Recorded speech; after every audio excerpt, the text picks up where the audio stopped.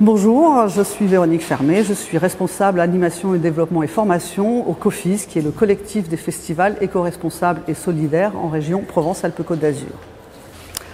Qu'est-ce qu'un éco-festival? Alors un éco-festival, c'est un festival qui va prendre en compte tous les enjeux qui ne sont pas uniquement des enjeux environnementaux pour nous, mais qui sont plutôt des enjeux de responsabilité, où on va prendre en considération tout ce qui est accessibilité, droit culturel, droit du travail, gouvernance, ancrage sur les territoires. C'est tout ça pour moi un éco-festival et pour d'ailleurs tous les membres du COFIS. Quel est l'enjeu de la transition écologique des festivals petits ou grands? Alors, je dirais qu'il y en a plusieurs d'enjeux. Le premier enjeu, c'est d'anticiper, voire de suivre les réglementations, parce qu'il y en a de plus en plus.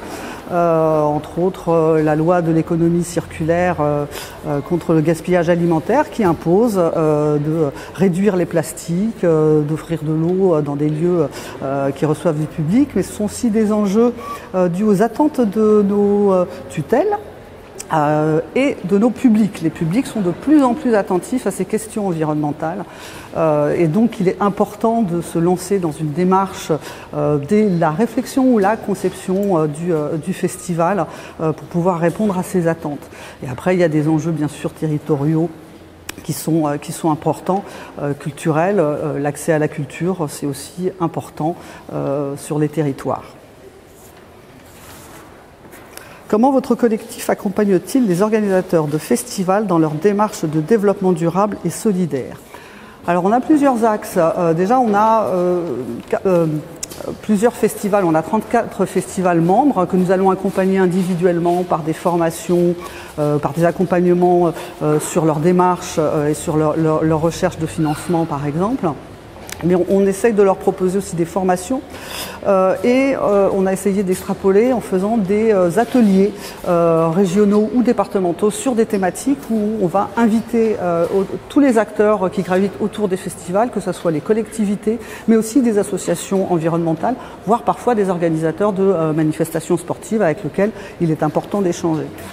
Et on a un travail aussi de mutualisation de moyens, de ressources. Et par exemple, on a acquis récemment des gilets vibrants pour les personnes malentendantes que nous partageons et mutualisons auprès de nos membres.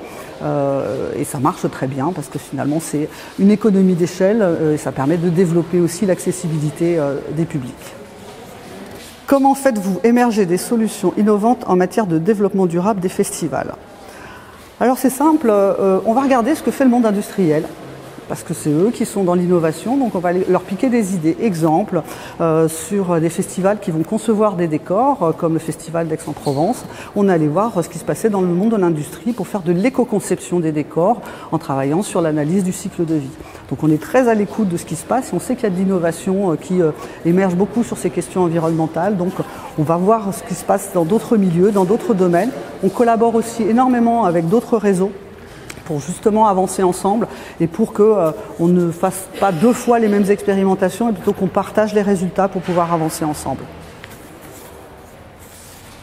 Qu'est-ce que cela implique en termes de formation des équipes des festivals?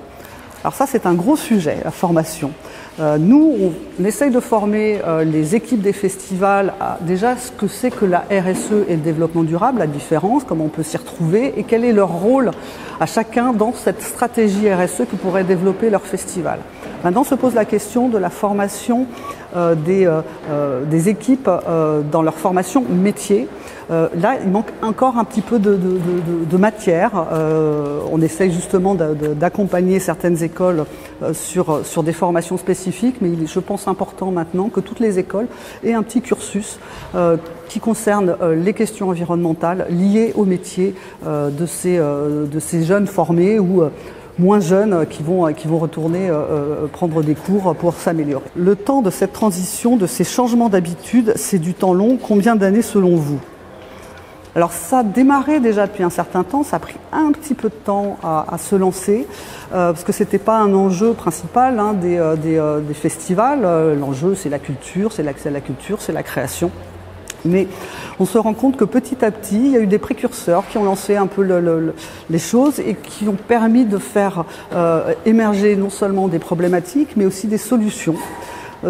Il y a encore du travail, en effet. Ce travail-là ne dépend pas obligatoirement que des organisateurs de festivals. Malheureusement, il y a des sujets qu'ils ne maîtrisent pas. Les sujets, par exemple, du transport, de la mobilité des publics, va dépendre bien sûr des habitudes des publics, mais aussi de l'offre locale. Donc là, il y a un gros travail de collaboration à faire avec les collectivités locales. Sur la question des déchets, c'est pareil. On peut très bien réduire ses achats pour réduire ses déchets, mais comment on fait pour mieux trier s'il n'y a pas de service de tri sur la collectivité. Donc il y a encore du boulot, on est prêt, mais on est de plus en plus nombreux à travailler au niveau national sur ces questions-là, entre autres nos copains de R2D2 qui accompagnent sur d'autres régions des manifestations.